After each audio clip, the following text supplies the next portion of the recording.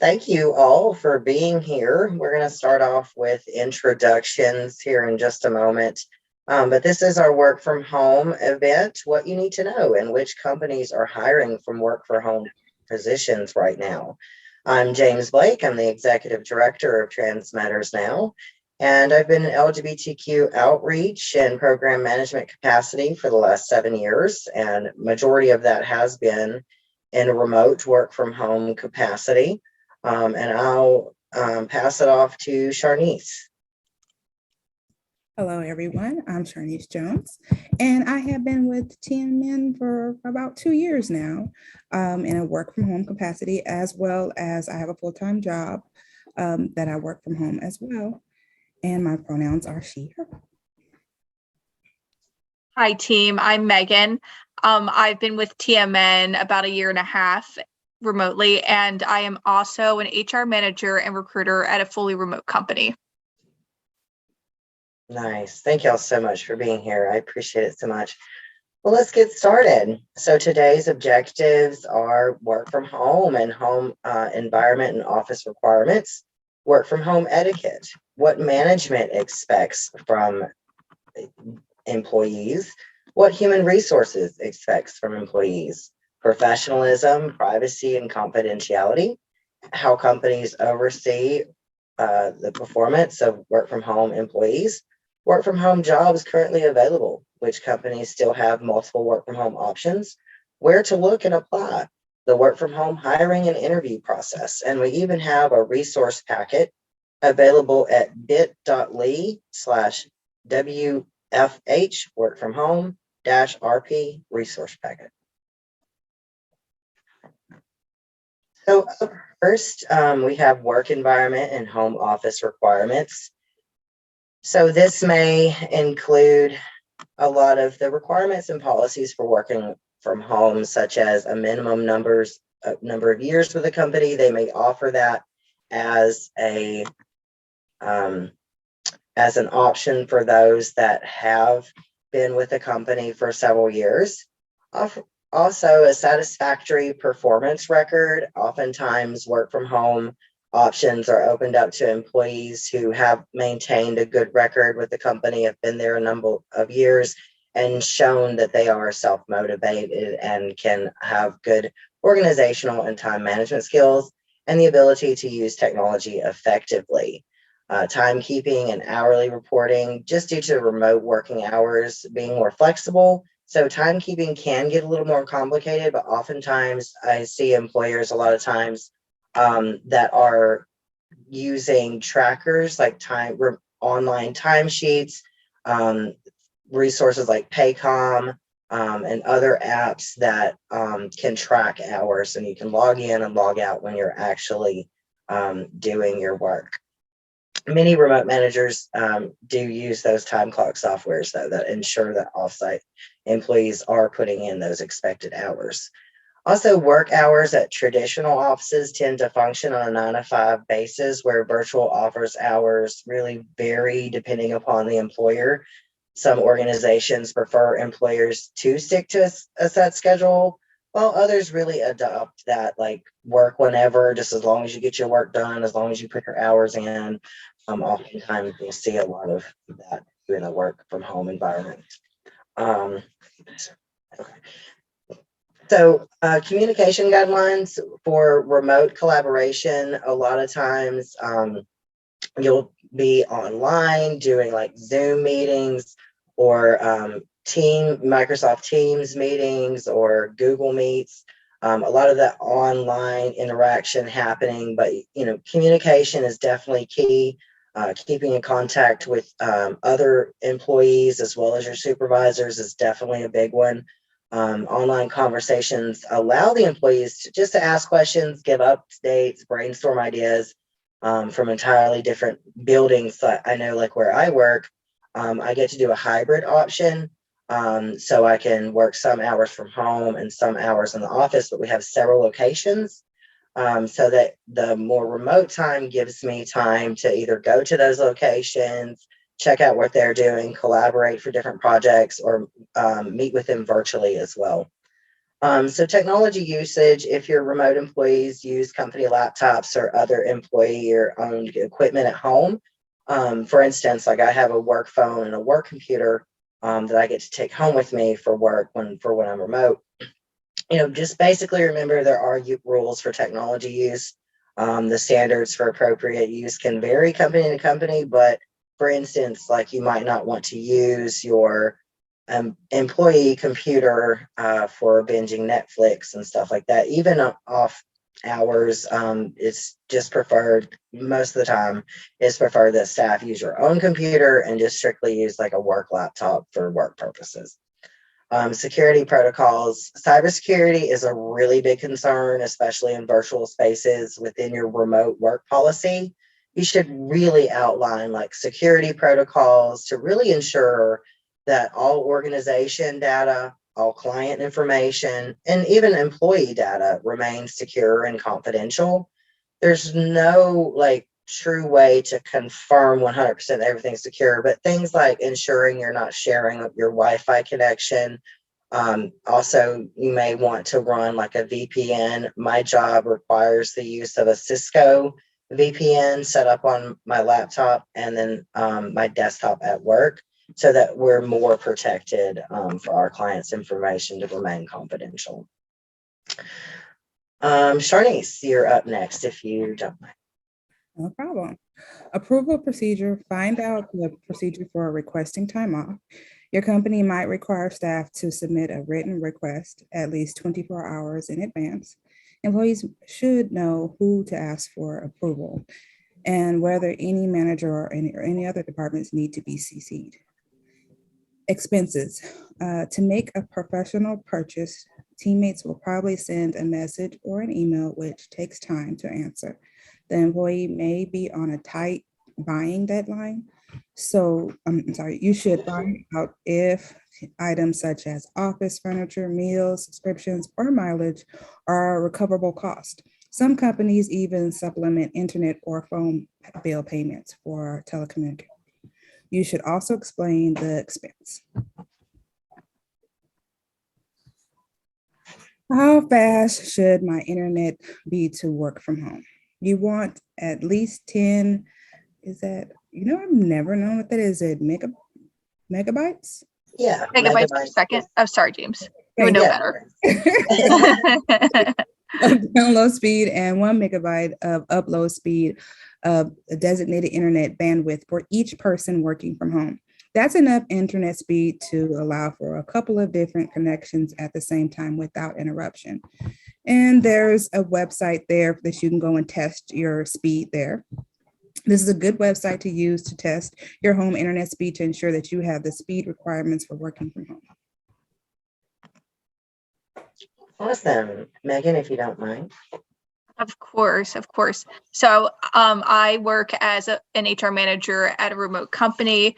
And from my perspective, here are some work from home tips that you can keep in mind. So when you work from home, make sure that you're showing strong professionalism, especially when you start a new job. Make sure you take cues from your office culture to see what is expected in terms of casuality and dress. Usually, if you're meeting with clients or upper management, you would be expected to dress more professionally than if you were only meeting with your peers. It may be helpful to put a professional background on your teams to avoid clutter and have a logo jacket nearby in case you need to quickly look professional. You can throw it on. Nice. Oh, I apologize. And here are some tips that we added just to keep in mind when you're working from home. Mute your microphone upon entering a call, just to make sure you're avoiding background noise. Use headphones to minimize noise. Keep your webcam feed on if applicable.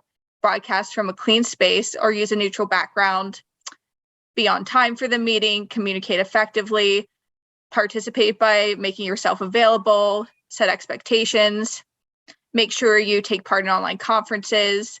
Schedule time to socialize. Always keep time zones in mind and stick to the schedule. Good tips.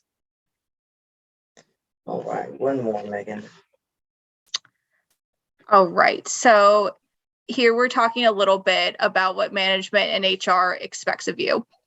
So as we discussed, there can be some fantastic perks to the privilege of working from home. This is something that attracts employees to the recruiter. So it is in the business's best interest to offer some kind of flexibility here. So remote work can provide a huge amount of flexibility for parents who may need to get kids off the bus, or employees who have disabilities, who have challenges commuting or working in the office. But that said, it's important to know the expectations of working from home so that you can ask the right questions and find a job that meets your specific needs. When I'm recruiting, I've encountered job seekers who assume that remote work means flexible schedules or flexible hours, and they might assume that they can stop working to pick up their kids from school or go to a doctor appointment without letting your boss know in advance. This may be okay in some jobs, but in most full-time roles, it's generally expected that you would communicate with your manager about this up front. If you know you're going to need some flexibility over time, the time that you receive the job offer is the best time to ask for those accommodations. It would still be expected that you get your work done. Some jobs, such as call center positions, need constant coverage, and it wouldn't be acceptable to run an errand or leave your computer during the day, except during scheduled breaks. Of course, your employer understands that there are emergencies, but it should be rare. If your employer does grant you more flexibility, make sure you understand the expectations of your job so that you're producing the work your manager needs from you. If you need an extra hour off in the morning to take your kids off to school, you may have to make up the time to get that work done. In the US, unfortunately, childcare is expensive and difficult to come by in many areas, so parents sometimes try to be the primary caregiver while working their full-time job. This is extremely challenging, especially if you have infants or small children. It may be okay for older kids who can mostly occupy themselves, but many employers do require remote employees to have childcare, with the occasional exception for sick children or a daycare closure. Now, there are some things your employer can do to help with this. Ask your employer if they have discounted daycare programs or dependent care account, or DCA. A DCA is a program that allows you to contribute funds to an account pre-tax to be used for childcare or camps. Discounted childcare programs are usually free to employers, so definitely suggest that your HR department partner with a local daycare to provide this. Prior to the pandemic, many remote roles expected that you would keep out any background noise, such as children or pets. This has shifted a lot since the pandemic, but please check with your employer on noise expectations. Thank you so much. All good information.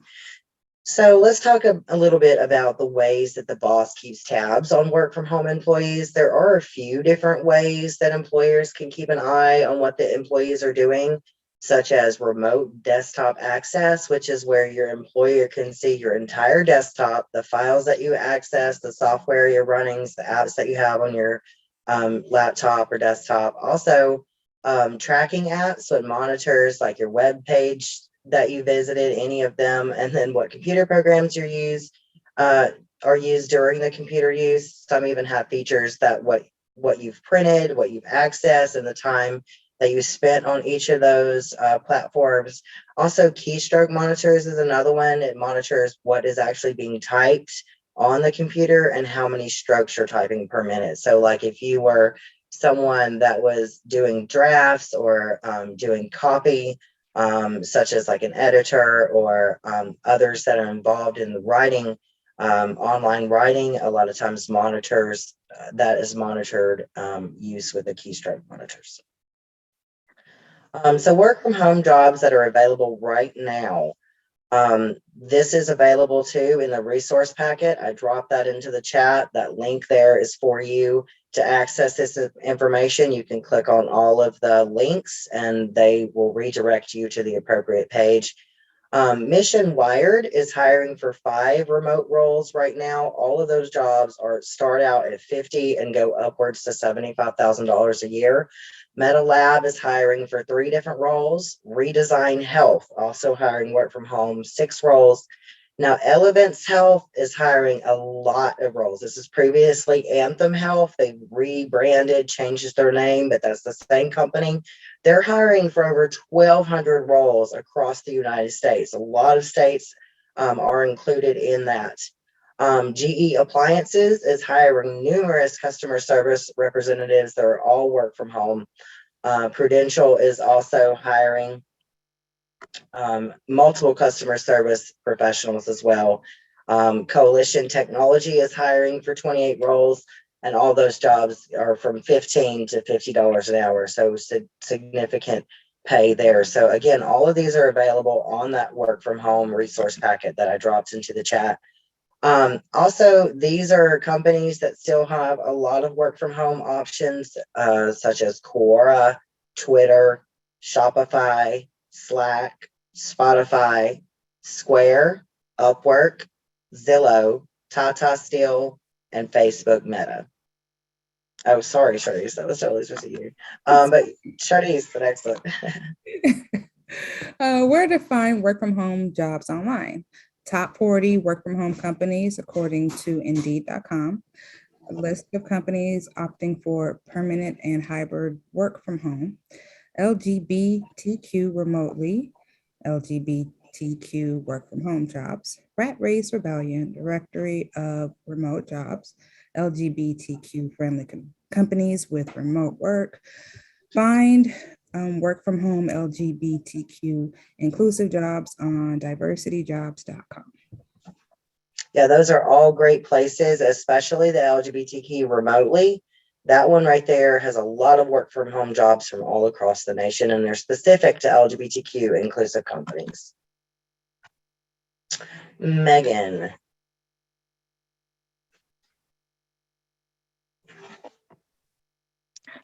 So here we have some great places to find online jobs, especially if you're part of the LGBTQ community. So we have diversityjobs.com. Indeed is a great place to find jobs where employers can put some information on their diversity programs. LinkedIn in the jobs tab, LGBTQremotely.com, pridecareers.net, LGBTQ.careers/jobs, and tjobbank.com.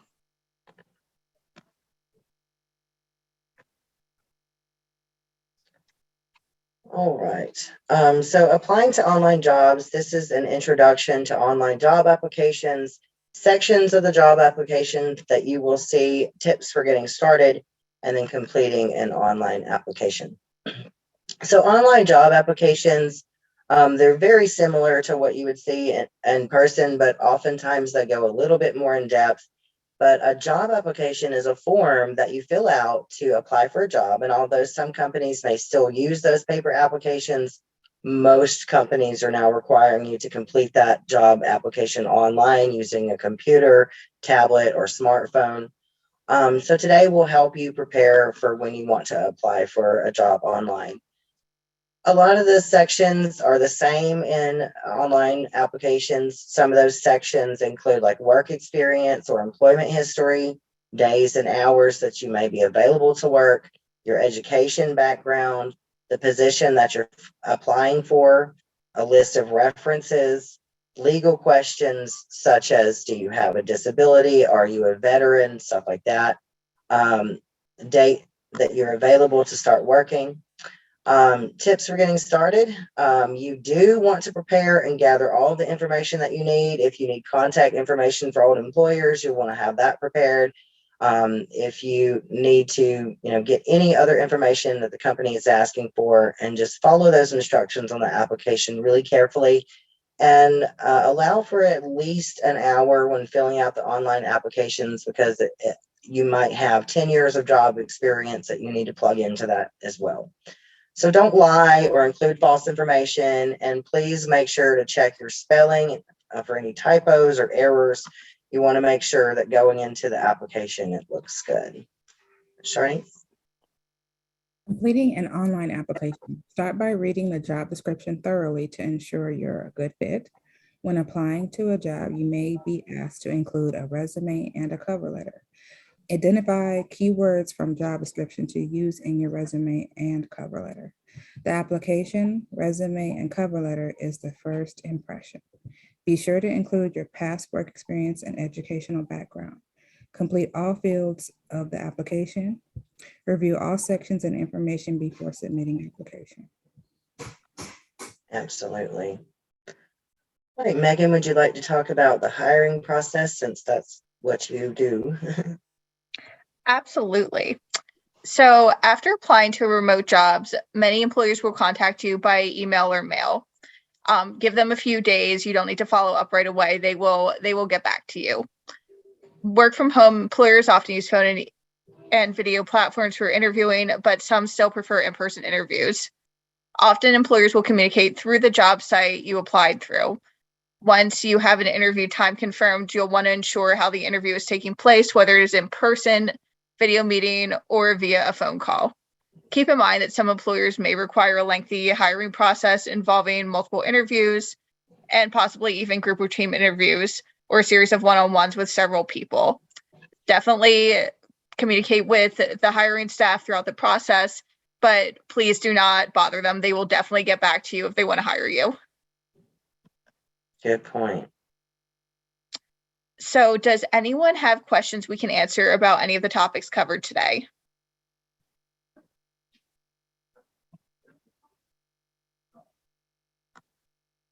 Yeah, and feel free to unmute yourself or type in the chat if you have any questions. Also, just want to mention one more time that resource pack. I'll put it one more time in the chat for those that came a little later. It has all the links to the job sites and those specific companies that we're hiring, those as well. So that's available in the resource pack. We hope that you got a good overview of what it's like working from home. Awesome. I'm glad you found it insightful, Nicole. Thank y'all all for being here. Thank you all so much. We definitely appreciate your time. And we're always here for you if you need us.